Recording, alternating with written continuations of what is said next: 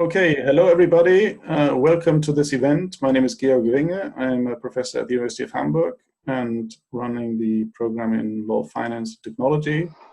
Very exciting today to announce our guest speaker, Guntram Wolff, who is the director of Bruegel, one of the leading think tanks in Europe. And he will talk about the cyber attacks and the financial system in the European Union. I think extremely salient and topical issue that maybe even becomes more extreme thanks to the current corona crisis, because predictions are that all things digital and technical will even become more popular as we speak. We're even using webinars now instead of hosting you here in person. It would have been lovely, Guntram, to host you with a nice dinner or lunch or something in person, but all of this is not possible. Instead, we see you on the screen. Better than nothing, and we look forward to having and to hearing your thoughts on this issue. The housekeeping rules that I need to announce is it would be good if everybody could mute their microphone when they are not speaking to avoid for any repercussions, and you can ask any question that you would like, ideally through the chat function. If you would like to raise anything during the talk, feel free to send a message to me directly or to everybody, and then we will see whether it fits in. And it's good to have clarification questions as we go, right? If you have any broader points, then you should maybe wait until the end of the talk, and there is ample time for discussion afterwards. So Guntram will speak for about 20 minutes or so, right? And then afterwards, we have time until 1:30 to continue the debate. With that, I mute myself and I hand over to Guntram. The virtual floor is yours. Thank you. Yeah, thank you very much, Georg. So let me share my screen. I think you have to unshare yours first. Yes, wonderful. So let me share my screen here. And then we can get going. Okay, so thank you very much, Georg, for having me today. It's a pleasure to be in this virtual seminar, in this webinar, and talk about a paper that I co-authored with my colleague Maria de Merzis back in actually in September of last year, so pre-COVID. And the paper is on hybrid and cybersecurity threats and the European Union's financial system. And indeed, I think what you just said, Georg, is totally to the point. I mean, this topic has, if anything, become more relevant, not less relevant by the pandemic for a variety of reasons. I mean, one reason is definitely that in the pandemic, digitalization has taken on an even greater role than before.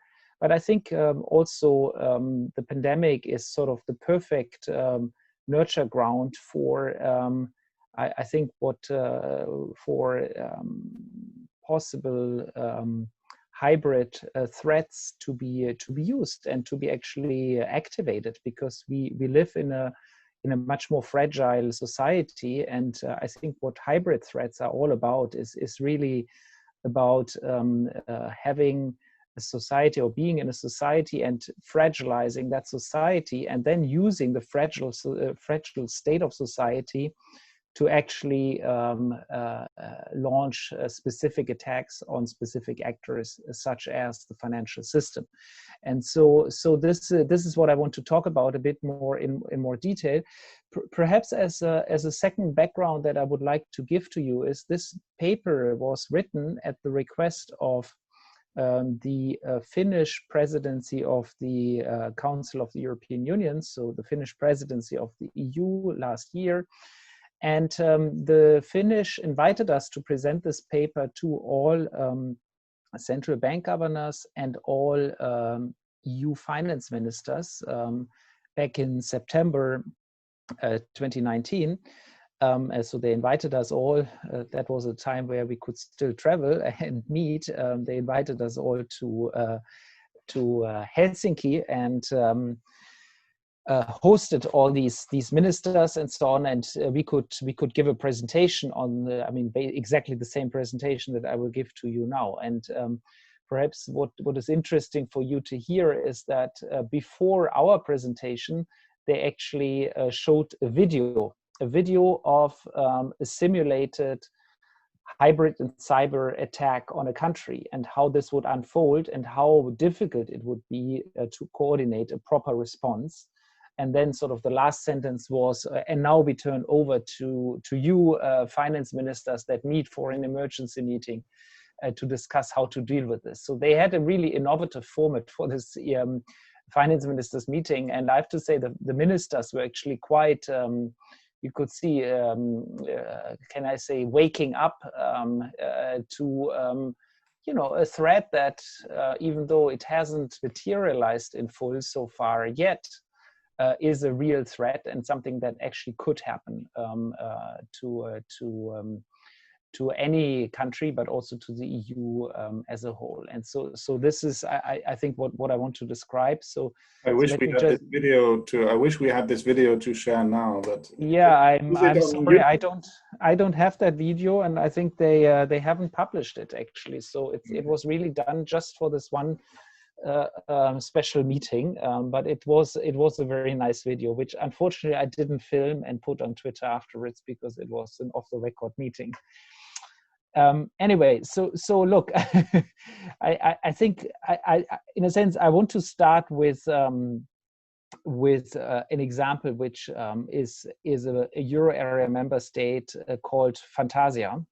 So it's a country that doesn't exist, but that very much could exist. And we start the paper really with this country, and just to give the reader a feeling of what we are talking about. And basically, what we are talking about is a combination of attacks, a combination of attacks on various parts of the country Fantasia. So the first, we describe those attacks, and we will in the paper we actually provide evidence, quotes and so on these kind of things happening in individual countries, but usually they happen separately. They don't happen all at the same time, even though there have been instances such as Estonia where they actually happened almost all at the same time. And in Estonia, we basically had a full-blown hybrid attack on Estonia with massive consequences for Estonia a few years ago. And so just to give you a sense, so you can start this Fantasia episode with a social media attack on a politician. Imagine the finance minister as a target of a social media attack that undermines credibility in the finance minister. For example, some dirty laundry is done, and the social media attack argues that the finance minister has been, engaging in illegal party financing and is therefore not to be trusted as a politician. So this is one thing. So you erode trust in the government, and you erode trust in the finance minister. And the finance minister, of course, important here. Then you have a social media attack against the bank, and there is evidence that these things happen. So we cite an example of a social media attack on a Bulgarian bank. Basically, there was a wrong statement claiming that the bank is basically close to bankruptcy, and that was circulated on social media. And this bank then experienced essentially a bank run following the spread of this false newsletter on social media. And then you can, a third thing that can happen is, of course, there can be an electricity outage. There's lots of examples of electricity outages. Last year, for example, we had 2-3 countries in Latin America without electricity for 24 hours. But you can even find evidence of cyber attacks actually directly causing electricity outages, such as it happened in Kiev.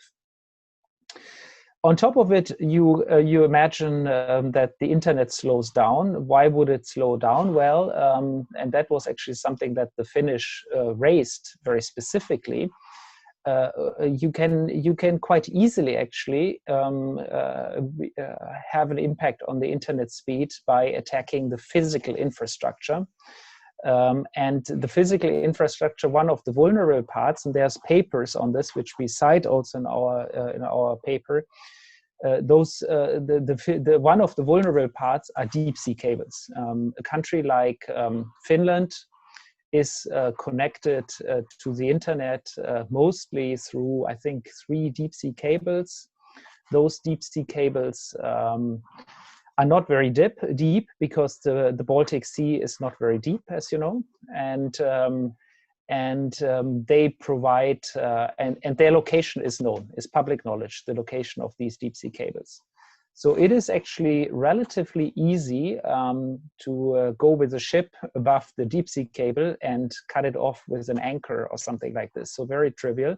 And there have been instances where deep sea cables have been cut. We don't know whether they have been cut for malicious reasons, but even for non-malicious reasons, the impact was actually very significant on. And I think we cite in the paper, we cite the country where this happened, but I think it was a country in Asia, and it severely reduced the speed of the internet in that country.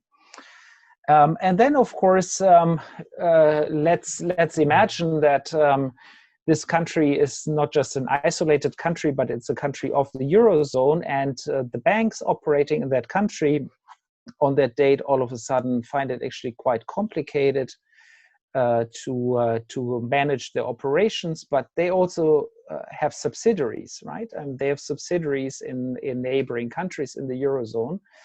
And the problem is now these subsidiaries are, of course, affected by what their mother company is doing.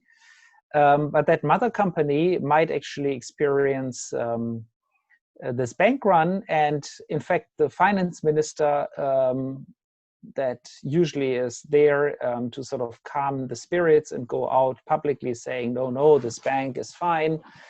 The deposits are well insured. He doesn't enjoy a lot of trust.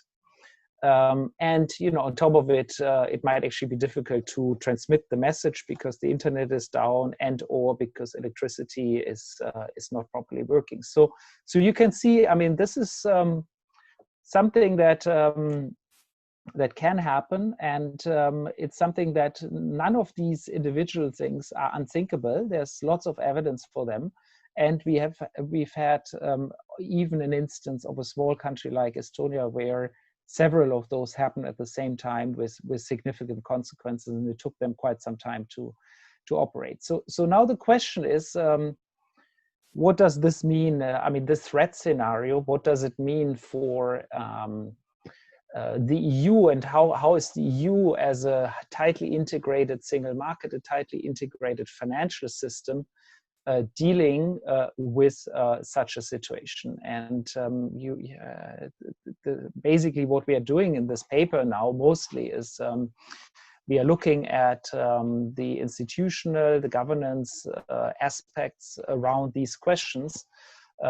We do so in a combination of literature review, but also interviews that we undertook with high-level officials, but also bankers, board members of several banks, and of course, I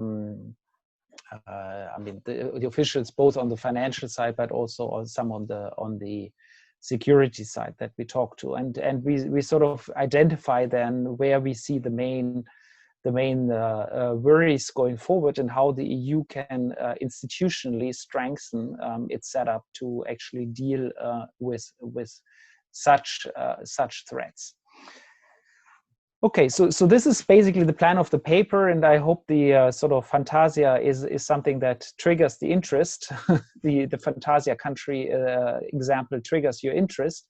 But let me perhaps get you to speed on some of the things that the literature says.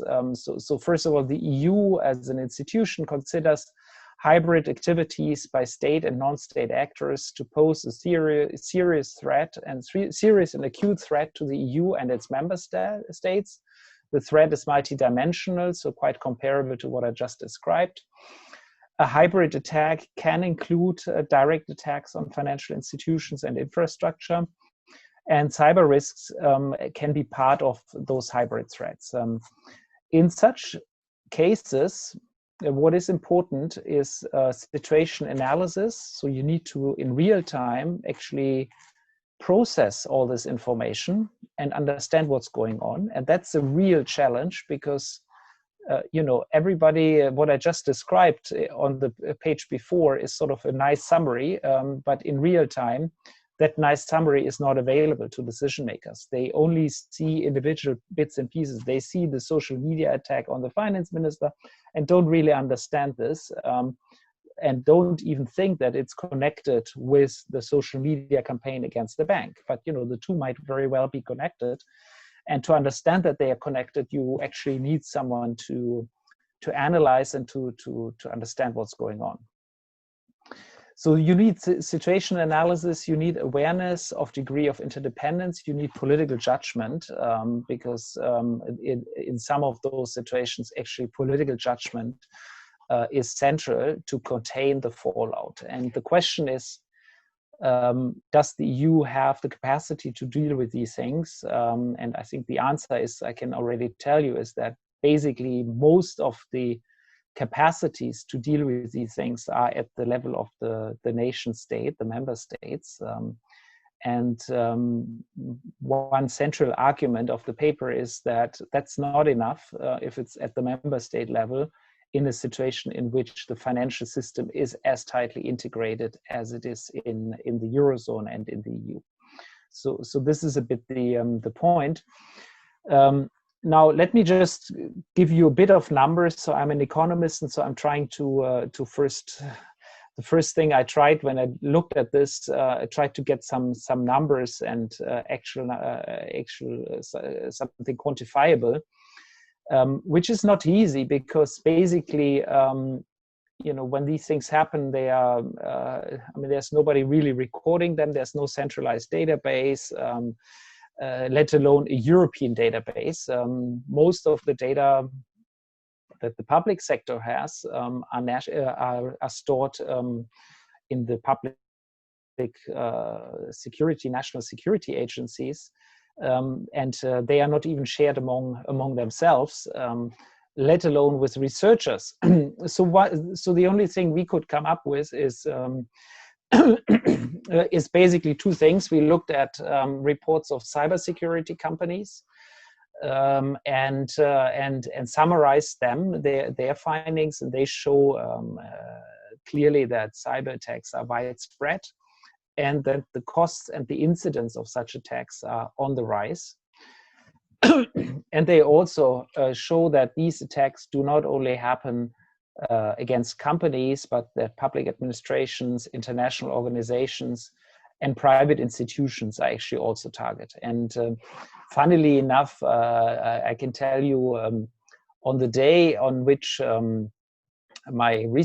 research assistant actually worked on a press analysis, which I will talk about in the next slide. So the day she worked on a press analysis concerning cyber attacks, we were actually, Bruegel as an institution, we were actually attacked by a denial of service attack on our website, which we could fend off, but for a few hours, actually, our internet was slower, our website was actually much slower. And, of course, we were wondering whether there was a link between that or not. I don't know whether there was, but I mean, it was an interesting coincidence, at least. So this is the media analysis. So the research assistant essentially looked at a media database, which we subscribe to, and looked for basically keywords such as cyber attack, cyber event, and similar keywords, and looked at listed companies basically, and just counted the number of listed companies that are reported to have been subject to such an attack in the media. And you know, this is the numbers you see here. As you can see, these numbers look very small. I mean, these are in fact really just counts. So it's 100 in 2018. We had 100 cases reported in the media. So 100 companies were reported in the media. Listed companies were reported in the media to have been affected by a cyber attack. Now, of course, a lot more are happening, such as, for example, attacks on small think tanks like ours, denial of service attacks and so on, but these are basically below the threshold of what has to be notified. So only the very big attacks that could have actually real effects on companies' performance need to be reported, and not all of those that are reported make it to the media, but some of them make it to the media, and if they make it to the media, this is what we can see. And so it's a subjective measure, but it's a measure trying to sort of capture the intensity and how the intensity has increased. And as you see here, also the intensity has increased also for financial companies, not just for non-financial companies. Can I just ask, so this is just the number of incidents, right? It doesn't say anything about the significance of the volume or the total damage or something like that. It's just the number of incidents. Exactly. So this is so may also just be because now media are getting more sensitive to the issue, right? And try to talk more about this and report more about it, right? So that's correct. So if media has underreported before, and now it's over-reporting, that could be a result. But I don't really see why media should change their reporting behavior. I mean, on the substance, on the other point that you would see, on the other point that you made, we cannot measure here directly the impact. I mean, so the press doesn't say the damage, or doesn't say systematically the damage is so many millions or so many billions on the company. It doesn't say that. So what we did is, and to sort of deal with the point you're just making, what we did is we actually did a small econometric exercise, which I don't have here in the slides, which we in the end put in the annex of the paper. And in that econometric exercise, we basically looked at the stock price of the companies and the extent to which the stock price of these companies were affected on the day or the day after by this media report. And we find indeed that company returns are lower. And so in that sense, there is a significant effect on stock market valuation, basically. But again, I mean, I think we only capture here sort of the tip of the iceberg. I think that's very clear. But for those that we capture, where we capture it, we capture that there's an impact on financial returns. Now, then you can have a long debate whether this is the actual damage caused, or whether it's reputational damage, so indirect damage, or whether it's just the fact that I mean, there's a selection bias and so on. I mean, all of these things are very difficult to disentangle, and it was a small econometric exercise. But I thought it was interesting that in the econometric exercise, we actually do see some effects. Right. Okay. Well, I think I mentioned this doesn't only happen against listed companies, but also other institutions. So this is notable cyber attacks in the EU 28 in the year to July 2019, as reported in the press. And as you see here, all kinds of institutions are affected. Here, universities. We had universities in Germany, in Italy, in the Netherlands, in the UK. Look at international institutions, FIFA, Organization for the Prohibition of Chemical Weapons, Germany's Red Cross. I mean, so lots of different actors are subject to cyber attacks. Okay, so so this is the only thing we could do sort of as economists empirically.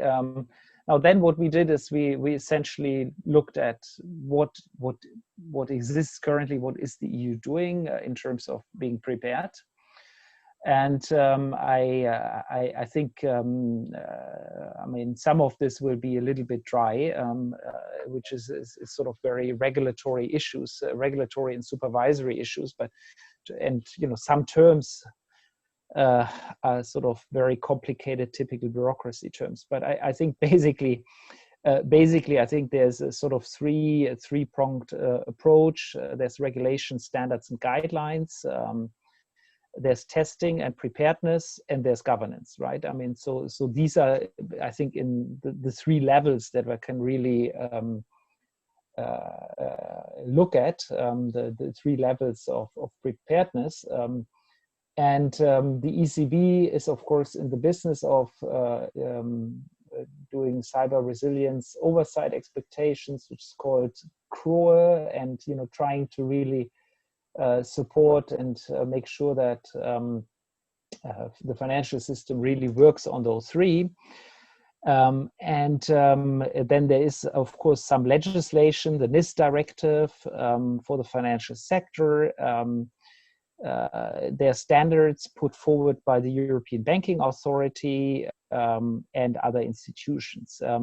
And finally, there's testing, and testing ranges from general G7 exercises. So last year there was a very significant exercise at the G7 level, organized by the Banque de France at the time, the French central bank, which you know, covered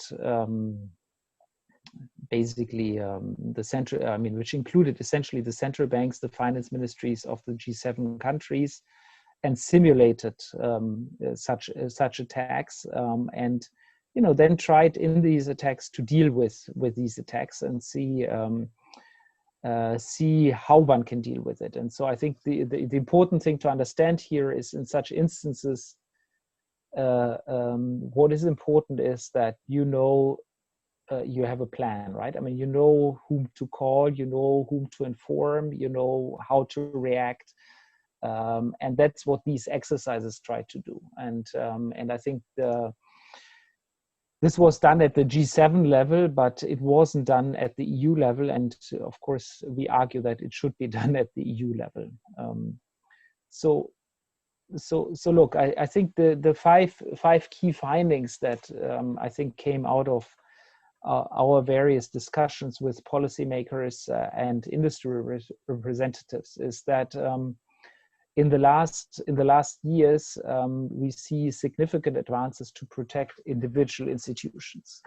However, we feel, and we in our discussions, we got much less of a sense that there was an understanding that this is really a systemic issue, right? I mean, if you have an attack on a small financial institution, it can become systemic because that financial institution is in itself very integrated, not just financially, but also on the basically on the technology side, with many other players. And so a successful cyber attack on a small financial institution such as SWIFT, which is sort of in itself a small institution, would have major financial implications because SWIFT is such a systemic player. But even a successful attack on a small financial, let's say on a small bank, could lead to considerable damage if upstream the bigger banks integrating and working with that small bank get indirectly infected through cyber viruses and so on and so forth. So this is really something that is not just about individual institutions, it's also about understanding the system as a whole. And we couldn't get a sense that there's really progress in terms of the system-wide perspective. Let's talk a bit about the individual institutional level. I think the big debate there currently is about streamlining existing regulations and guidelines. So quite a bit of things exists, but they are also spread around in all kinds of regulations on very different topics. So I think one big policy discussion is, should all of this be streamlined into basically one set of regulations, directives, and guidelines that primarily focus on cyber resilience and hybrid resilience. In terms of the testing at the individual institutional level, what we found is that the bigger companies, and the big banks and so on, they of course all do their own testing exercises and also have all their own governance procedures in place. There's a board member that oversees these things typically, and if something happens, they as an institution, they have their testing, their governance well in place. What is much less clear is how well prepared smaller companies are, and frankly speaking, also the public sector. I think the public sector is, we've had last year quite a number of instances.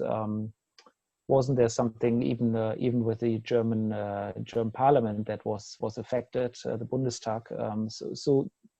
Public sector and smaller companies looked more vulnerable than the big companies.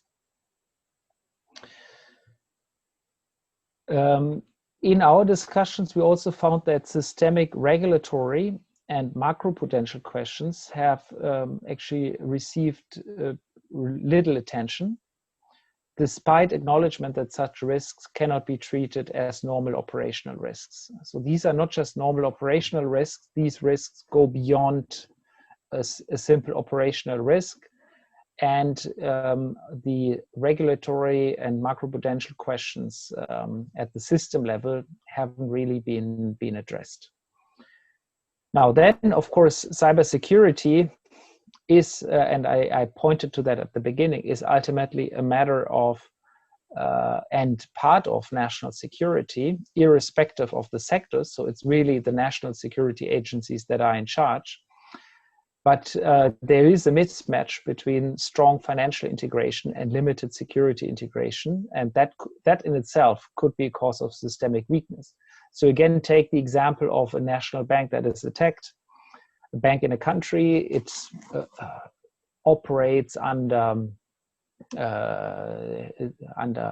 European prudential supervision, but when it comes to the security attack on its breach on its own financial, its software infrastructure, it informs essentially the national security agencies according to national law. And these national agencies, I mean, do they actually inform properly their counterparts in the countries where this bank has subsidiaries? We couldn't find systematic evidence for this. On the contrary, I think that if anything, some countries would actually not be ready to share that information, also because trust is limited cross borders depending on the countries. And so all of a sudden you have a situation where the prudential supervisor, the ECB, has this entity that has been subject to an attack. It might perhaps get that information, but doesn't have the full picture, and in fact has difficulties assessing to what extent this becomes a financial system problem that goes beyond the effect in the specific country. So I think really we have here sort of a classical topic, and I think it's a classical topic that is now discussed a lot, that we integrate very strongly our financial markets, our markets in general, but also our financial markets, but we might not have fully matched this with the necessary integration at the level of the more systemic security defense. So just to summarize what I just tried to sort of explain, we have this this table which in a sense, gives you the three dimensions: regulation, testing, and governance, and then looks at the individual financial and monetary institutions and the system as a whole.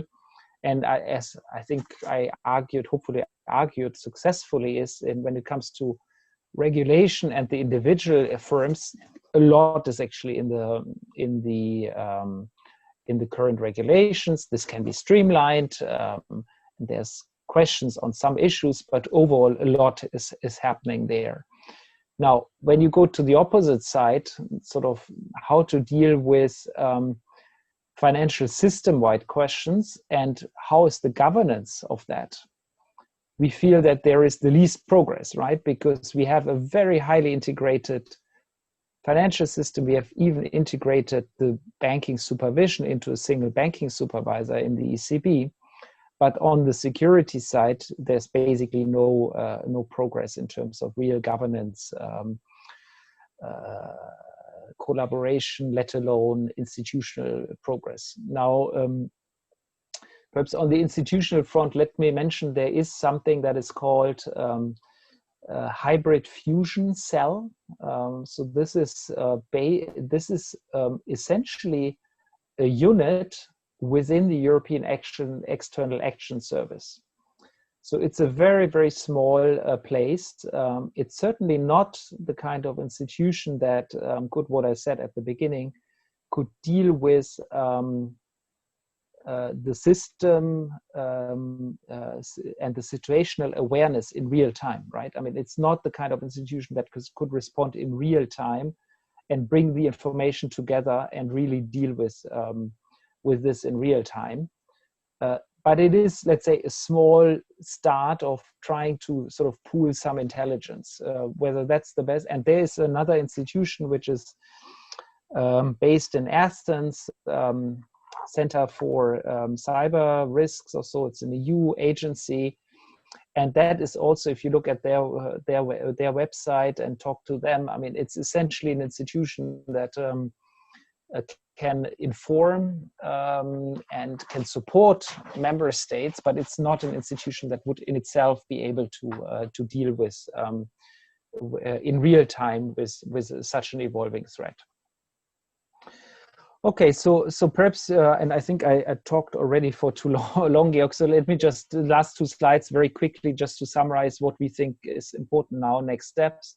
Information sharing is always important, both between jurisdictions, but also within jurisdictions.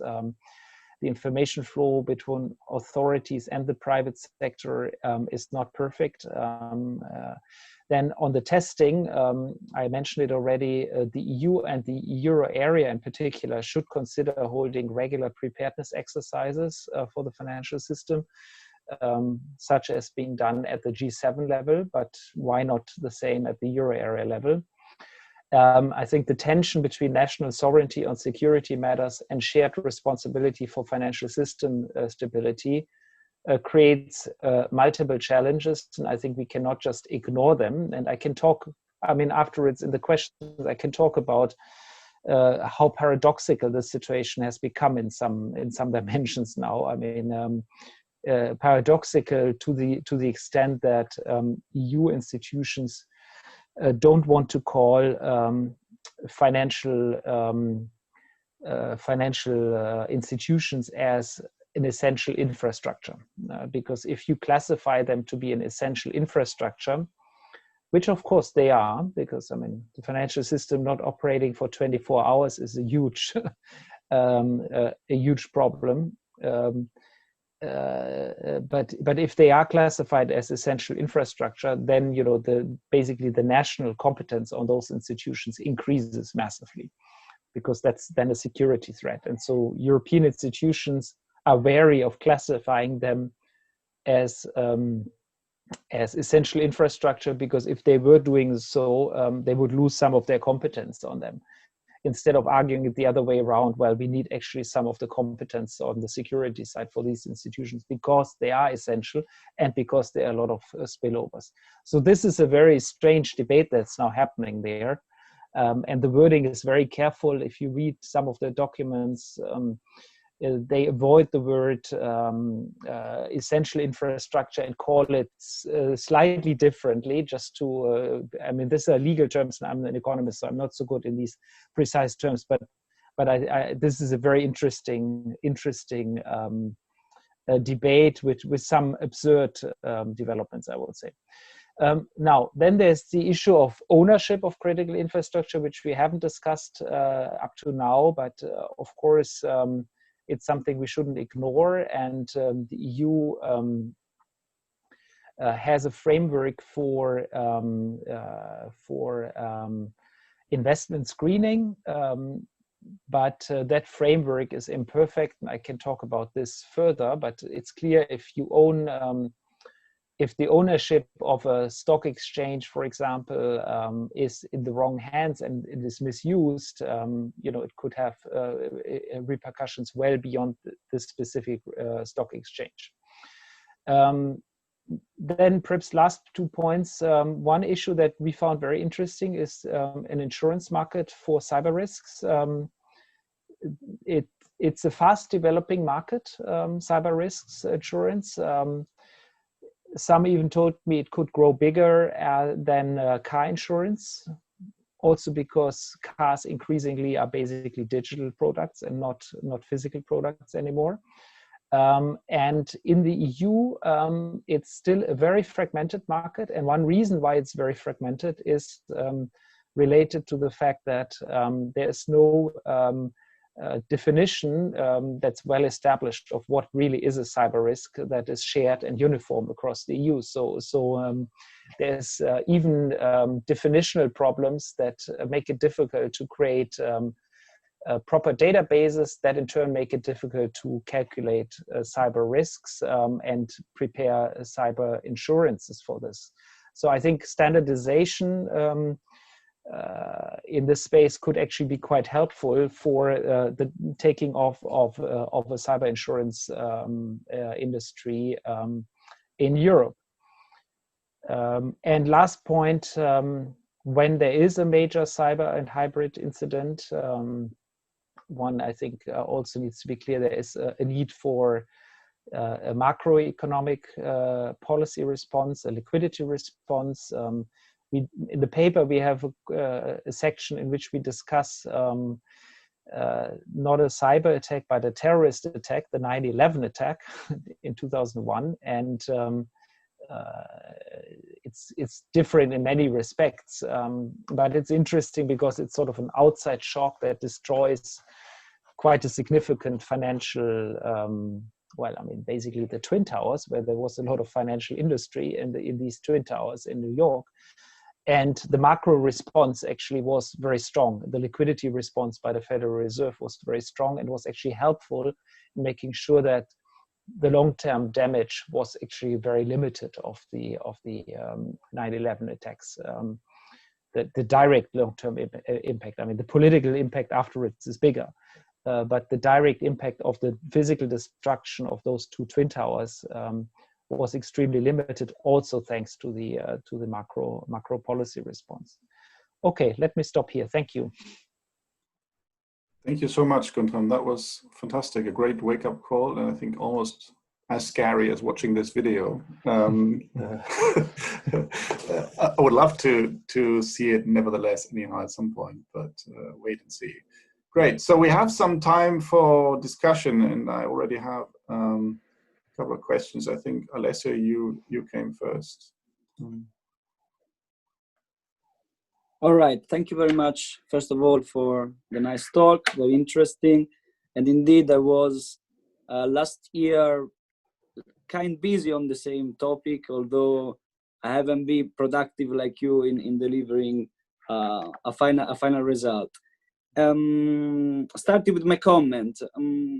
First of all, relating to the possible political tension that you have highlighted between the common goal of financial stability, cyber resilience, against the national interest for national security.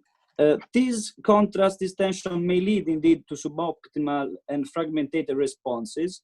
And please, can you develop more with some comments? Under which conditions you think these may happen?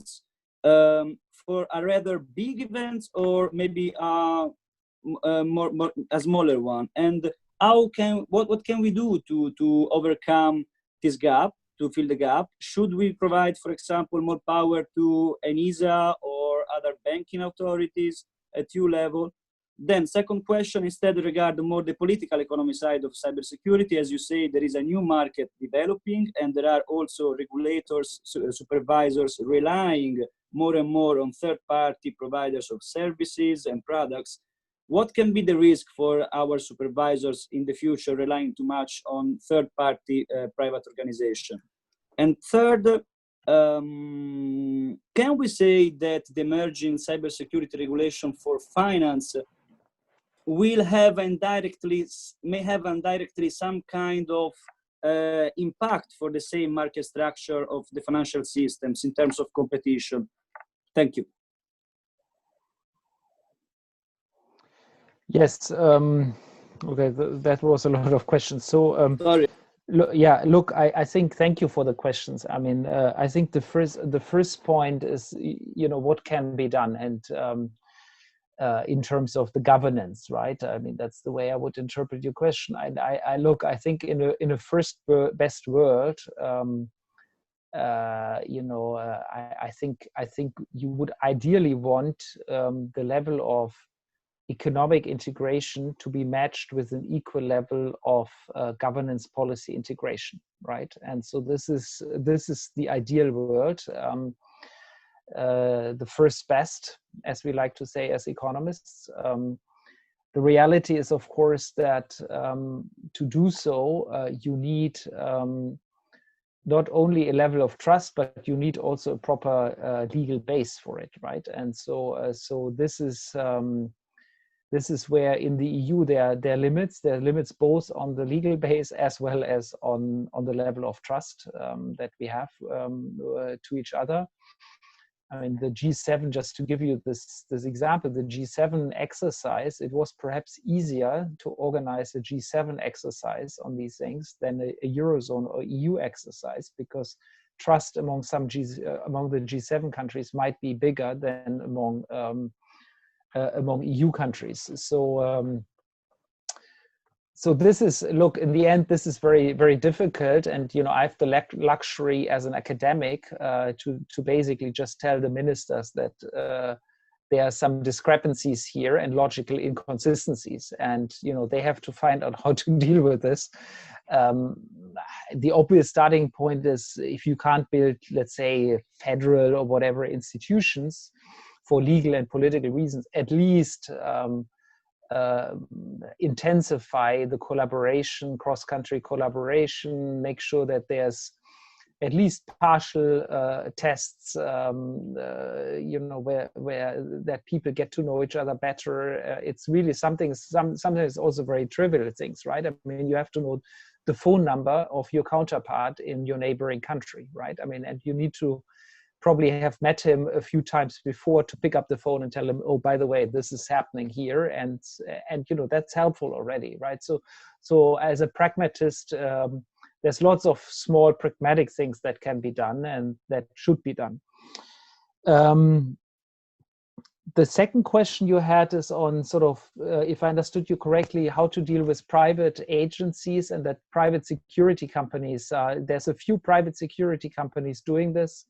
And how are we too dependent on them? Was that right? Yeah. So look, the private security companies, there is indeed a question if everybody gets the same security software from the same company. And that company is well intended. It in itself can increase vulnerability, right? Because once their cyber security system is hacked, you actually don't only have access to Deutsche Bank, but you have access to actually all big banks, right? Because they all have bought the same software. So I think indeed there's a question of cyber software and how to get this more resilient. But I think at the end of the day, That's probably for the supervisors to look a bit after, but then for the companies in particular to deal with. And your third question was on competition and market structure. Can you explain? Yeah, I mean, if indirectly the developing body of cybersecurity law may have impact on the very market structure of the financial industry. I mean, it will provide with more cost for companies, and may have different impact on fintech companies or incumbent ones, or differences between bigger financial institutions and smaller ones. So yeah. I guess it may handle some kind of reshaping the market. Yeah, I mean, this is a good question. I don't know how strong the effects are, but I think the one point where I would agree with you is it is much more expensive for small companies to do this than for big ones, right? I mean, big companies, they use scale, and they have a few people responsible for this, and then they just scale it and deal with this. I think what's less, it's much more complicated for small companies. So that's the only point I could see, right? I mean, that small companies need different levels of cybersecurity because they just can't afford the most expensive ones. Great. Let me give the word to Lars Hornhoff. Yeah, thank you very much. I think this was a very insightful presentation. I could really see how a new field of economics is emerging, and I think this is very nice to see. And my question would be, I'm a bit puzzled about what is actually in the utility function of the attackers, right? I mean, what is this what we are precisely worried about? Because if you think about it, right, I mean, if bank websites are down, on the internet slows down, somebody hacks a cable, right? I mean, a bank run wouldn't be a problem, right? Because you stop it before it begins. So this would be actually a great thing, right? We don't have to worry about that. And then the question is, I mean, so what is the prime goal of these guys? I mean, stealing data and selling it, I could see that would be one idea that they have, but do you have any idea about it? Yeah, I mean, look, the paper doesn't talk about the attackers, right? And it was a deliberate choice because we don't know, and the very, very strange and difficult thing here is that you know, there's the motives and even the identity of the attackers are unknown. I mean, one of the issues is that you don't know who is actually doing this. The identity of attackers is often very difficult to establish. And that's, I mean, in international relations and sort of the political science people, one of the problems for them is actually that, you know, they, especially, I mean, look, let's not just talk about individual attacks on an individual company. Let's talk more about the hybrid. So suppose there's several going after a country, right? I mean, that's several things happening at the same time against one country. So here you need to respond, right? And the question is how the political system responds. I mean, the first thing they have to do is they have to understand who it was. Was it really Russia or China, or was it in the end Iran, or was it perhaps just a network of some terrorists that work from their basement? Who was it, right? I mean, so this is the first thing, and it's not so easy to establish because typically Russia doesn't put a thing on its website saying, by the way, it was us, right? I mean, so you have to establish it in a credible way. Now, if you have established it, then you have to define, and that's where it becomes political, and that's what the paper is not doing. So you have to think about what is the appropriate political response, right? And then there's a whole branch in political science based on game theory, which basically defines political responses, the EU actually also has some sort of a game theory plan how to respond to such incidences. I think there have been also leaks of information that the US government, for example, ordered a counter cyber attack on, I think it was a Russian or an Iranian player. So it was a deliberate counter cyber attack in response to a cyber attack they received. And that was done very much sort of in a game theoretic way as a deterrence, right? And so this is a whole branch which we don't discuss. And but I mean, I agree with you. I mean, the motives are unclear, and in some cases, the motive might just be a crazy hacker who just enjoys seeing something strange happening on a website. In some cases, it might be ransomware. In some cases, it might be deliberate political goals to destabilize a country or even destabilize this liberal entity called European Union, right? I mean, destabilize the political system. I mean, there's all kinds of motivations, and it's not always easy to understand what's going on. But I think it's clear from an EU perspective, and there's more and more communication about this by EU institutions, saying, this is, we are worried also politically about what it means in terms of the stability for our countries. The US election was, as you know, was certainly influenced by cyber and hybrid attacks, right? So, I mean, so there's lots of things ongoing there, but we can't discuss all of that in one paper. So we were focusing very much on the financial system and the EU governance setup, how to respond without thinking too much about the attackers themselves. You have plenty of stuff for the next paper, and very encouraging that the EU is actually having a plan and even using game theory for this. That's really the first time I hear that. But I have a question from Alperin in the line. Yeah, thank you very much. My question is where Mr. Wolff sees the role of European Systemic Risk Board lies as a macroprudential regulator. As far as I know, it recently accepted cyber threats as systemic risks, and it may be a catalyst in this regard on the EU level. Thank you.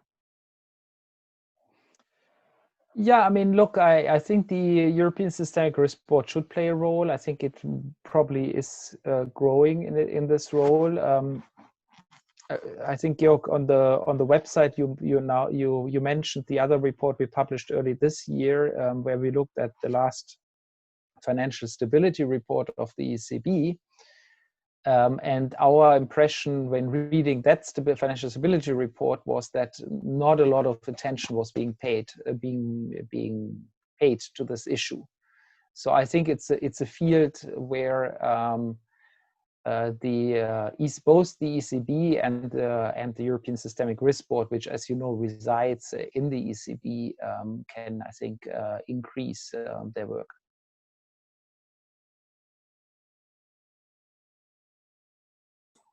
Great. Are there any other questions from, I think, Pedro, you had a question as well. Thank you, Alpin. Thank you so much for the talk. I have just one quick question, was just to provoke a bit more on the argumentation that there should be more EU presence in the debate of cybersecurity on the pillar of financial stability. And then I was just curious because centralization has to be justified by the importance of the externality on that after the decentralized measure being adopted by the member states. And then I take as, in that assumption I'm having, I would love to have your check on that there is kind of a high correlation in the development of the financial system and cybersecurity. So my impression is that we would, because of the interest of the financial industry, you would see more investments in cybersecurity in certain member states. So member states that have a higher developed financial system would tend to be one that also have a better cybersecurity in relation to others. So I was considering what are the gains of putting in the platform member states that don't have that much skin in the game in both rounds, nor on financial industry, nor on cybersecurity. Yes, no, I mean, I think I agree with your framing. It's the degree of externality that should decide and determine the extent of centralization of the policy response, right?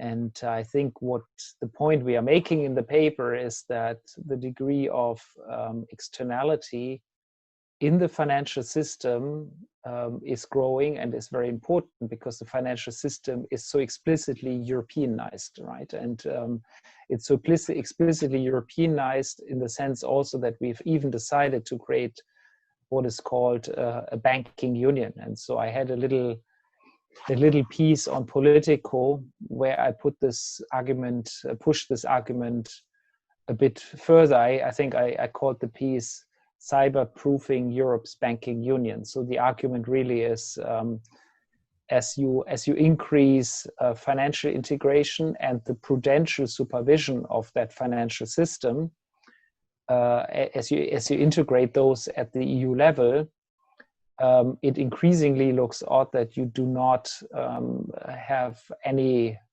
further advancement on the cyber side that is commensurate with that. Great. So last question goes to Marco, and maybe just a quick point, please. Hi, yes. Can you hear me? Yes. I found, thank you very much for the presentation. I think that these issues give us the opportunity to stress the problem of multidimensionality, and this becomes really a more concrete articulation of what systemic risk is. Given such multidimensionality, do you think that a market-based solution for this kind of problems would be enough, or do you think that it would be necessary to have the involvement of military intelligence, working with central banks and other prominent financial institutions? Intuitively, this is what I would think would be the correct policy response. And probably this is really the first time where we would see military, central banks, and other constituencies of the society working together for strengthening the soundness of the financial system. Thank you. Yeah, look, I mean, I think you're right. There is a role for markets and there's a role for the public sector. And I think the role for markets, I would emphasize the cyber markets and the cyber insurance markets. I mean, that's why I mentioned it at the end. I think cyber insurance is an important part of the whole story. And I think it's a market that can be developed. But I think insurance is probably not enough when it comes to big systemic events, right? I mean, that you need something that goes beyond individual institutional insurance. So that's where I think the public sector comes in. And you know, whether then in the public sector you talk of military or security agencies or whatever, I mean, I'm really not a specialist to know who's the best player. I guess it also depends on the country. I mean, this is, in some it might be more the military that builds up. I mean, Ursula von der Leyen, for example, when she was the German defense minister, I think she explicitly built up some sort of a cyber unit within the German army. Now, whether that's the best level, I think that's for the security people to know. That's not for me. Yeah, but on that point, I mean, it's interesting. I was attending once a workshop with some Israeli people on this topic, and in Israel, this all comes originally from the army, right? I mean, they have lots of startups, as we all know, it's the startup nation, and lots of startups in the field of cybersecurity, but they all come from former army people, right? So there's a cross-fertilization in somehow that originally this used to be a public domain, a sort of army-driven, and now it's been feeding over into the private sector. So I think a fascinating development. But time is flying, and we need to draw this to a close. Let me thank all of you for participating. Let me thank Guntram for an excellent and stimulating talk. We all go home a little bit more scared than we were before. And let us thank everybody that there was no hacker attack on this. I mean, you know, given the talks at the moment about privacy and security of these online video conferences, we're all quite fortunate to have just a nice academic talk here on this level. But, you know, this is my final point. This again highlights the point I made at the beginning that, you know, with increased video conferencing, all of this, these risks may be exacerbated in the future. And just picture yourself in a moment not talking about any nice academic issues, but having a secret conversation with your bank advisor via Zoom, and suddenly, you know, some other person is coming in and hacking your conversation. Then you now know what we need to respond to. Guntram, thanks so much for being with us, and we hope that the finance ministers will listen to your talk and will listen to your proposals that you've made. It's been great to have you with us, and all the best for this project. Thank you very much, Georg, for having me. Thank you to all of you for the great questions. Yeah, and hope to see you at some point again in person. Yeah, it would be nice. Okay, take care. Bye-bye. Thank you. Bye-bye. Yeah. Bye-bye.